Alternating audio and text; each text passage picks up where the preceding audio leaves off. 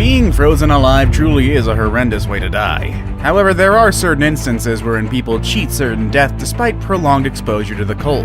Today we're going to be talking about 10 of those people who were frozen in time and lived to tell about it. Make sure you stay tuned until number 1. That one is honestly a miracle. Number 10. Eva Windzerska. You would think that you would have to be in water or at least on land to get frozen, but that's not always the case. In February of 2007, 35-year-old paraglider Eva Windzerska became frozen in the air as she was paragliding over Manila, New South Wales, Australia. Eva was preparing for the World Paragliding Championships when a storm sucked her into the clouds.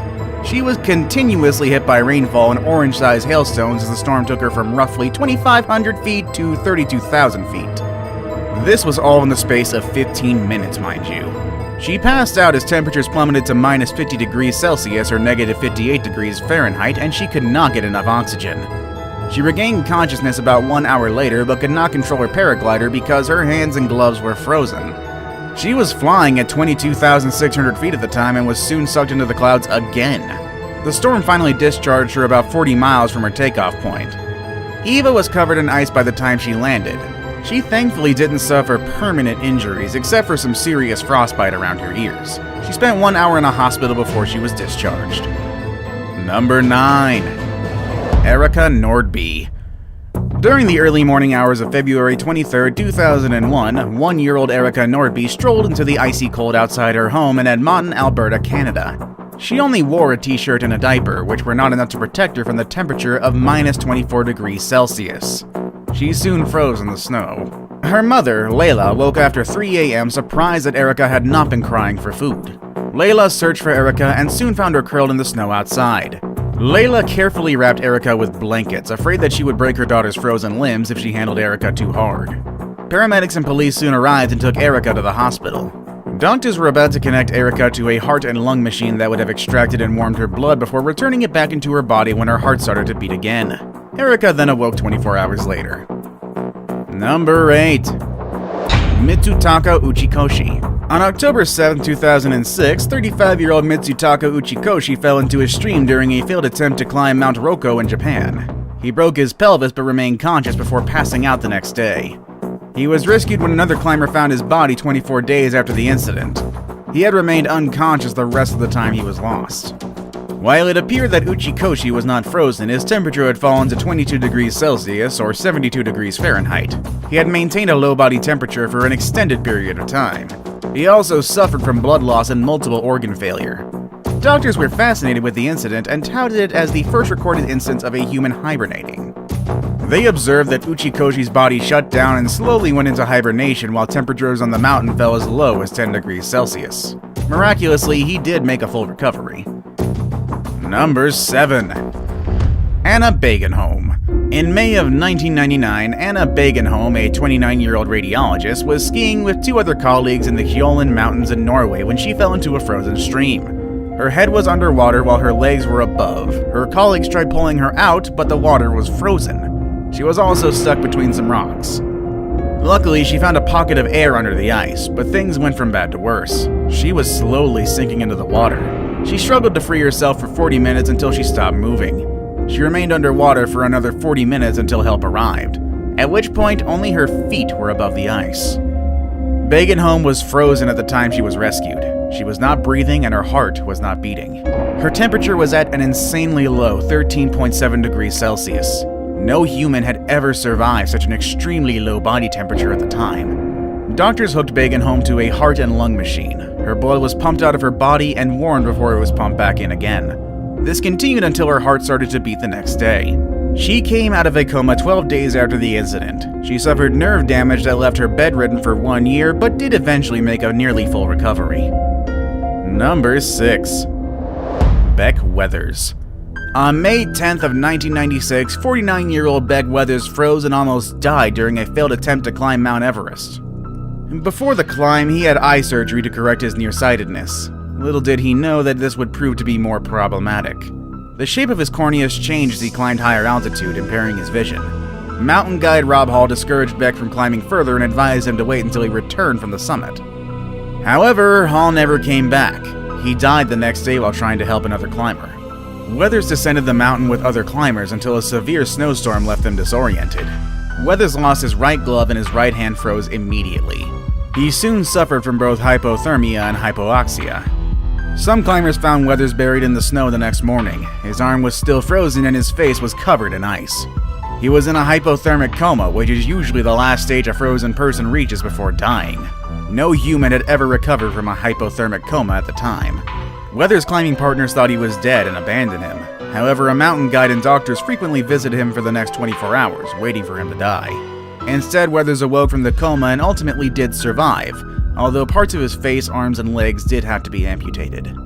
Number 5. Justin Smith. In early 2015, Don Smith found the frozen body of his 26-year-old son Justin Smith by the roadside some distance away from their Trescal, Pennsylvania home. Justin had been drinking with his friends on the night of the accident, and ironically enough, they were drinking in memory of another friend who'd previously died in a car accident in which Justin had survived. Justin left the group at around 9:30 p.m. and was walking home when he passed out. He remained in the snow and the temperature reached negative 20 degrees Celsius overnight. His father, after having been alerted by one of Justin's friends, found his son at around 7:30 a.m. the next morning. The police and paramedics arrived to find Don with his frozen son. They thought Justin was dead. In fact, a coroner had arrived on the scene to investigate the cause of death. His mother was also informed that her son was dead.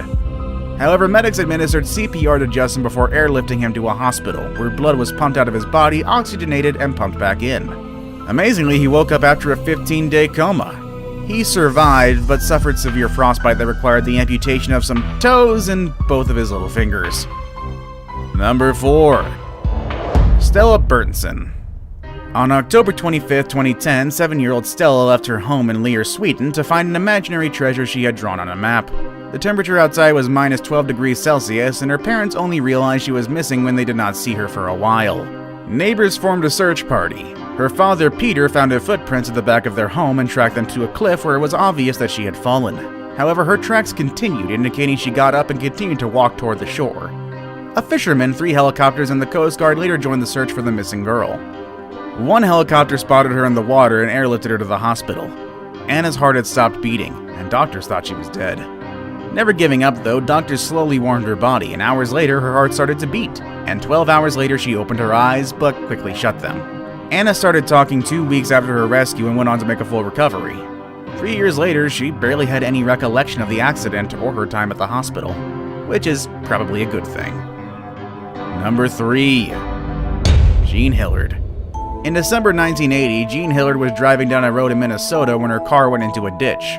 It was a very cold night with temperatures well below zero. She abandoned her vehicle to seek help at a nearby house, but unfortunately there was nobody home. There was also nobody in the next house either. She'd almost reached a third house 3.2 kilometers from where she'd left her car when she collapsed just 4.6 meters from the door. Homeowner Wally Nelson found Jean's body the next morning. She was frozen and covered in ice, and Wally thought she was dead. He said her face was ghost white, and her body was as stiff as a popsicle. Wally soon realized Jean was alive when he heard her moan. He carried her to the backseat of his car and drove her to the hospital. He couldn't put her in the front seat because her body was stiff and frozen. Dr. George Sather observed that even Jean's eyeballs were frozen, and so were her feet inside her boots. He also couldn't determine her temperature because it was too low for the thermometer. Dr. Sather also thought she was dead until he too heard her moan. He wrapped her body in an electric heating pad and connected her to oxygen. Jean eventually did make a full recovery, thankfully. Now it's time for the day's best pick.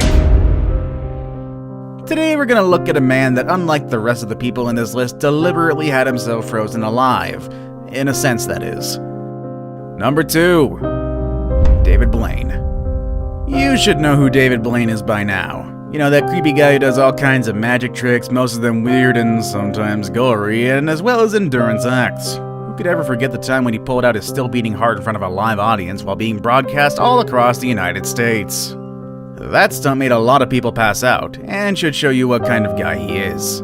Anyway, he decided one day to encase himself with 6 tons of ice and stay in that frozen coffin. It then stood up for 48 hours in Times Square of all places. Naturally, this stunt gained him massive media attention, and a crowd of onlookers, some of them magicians themselves, even went on a vigil in Times Square just to witness David's freezing his you-know-whats off.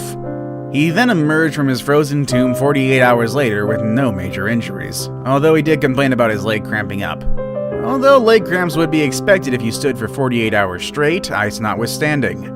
I saved the best for last, but first, I have a quick challenge that takes only 5 seconds to complete. If you can leave a like and subscribe within the next 5 seconds, you'll get 10 years of amazing luck. Just try it, it really works. Number 1. Gardel Martin. This last entry in our list didn't only survive being frozen, it was because that he was frozen that he survived drowning. Gardel Martin, a 22-month-old boy, fell and was swept away by rushing waters of a tributary of Buffalo Creek. This was just outside of Mifflinburg, Pennsylvania. The infant was in 1 degree Celsius for more than 30 minutes. When he was finally recovered from the icy water, he was very cold and wasn't breathing.